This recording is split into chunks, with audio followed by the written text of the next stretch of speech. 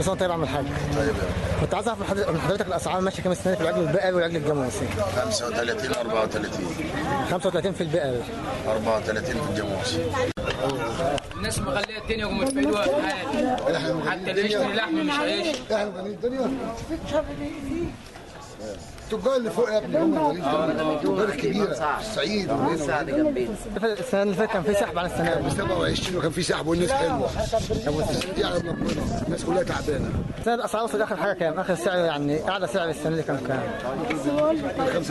35 32 31 بس يعني حسب اللحم ولا ايه؟ حسب اللحم 30 بس حسب الباقي. يعني زي دي كده يمشي في كام؟ زي حلو بتاع الوحده اللي زي عجل زي كده يمشي في كام ميزان؟ يمشي ب 17. البيع السنه دي زي السنه اللي فاتت ولا اقل ولا؟ الحال متغير ولا في بيع ولا شراء. الدكر ماشي في كام؟ الدكر النهارده ماشي ب 36. 36. طب البيع السنه دي معاك زي كل سنه ولا؟ لا وطبعا بيختلف عن السنه اللي فاتت. يعني مثلا السنه اللي فاتت مثلا بعت كام خروف مثلا والسنه دي بيع كام خروف يعني؟ السنه دي مفيش بيع اقل عن يعني اقل عن السنه اللي فاتت.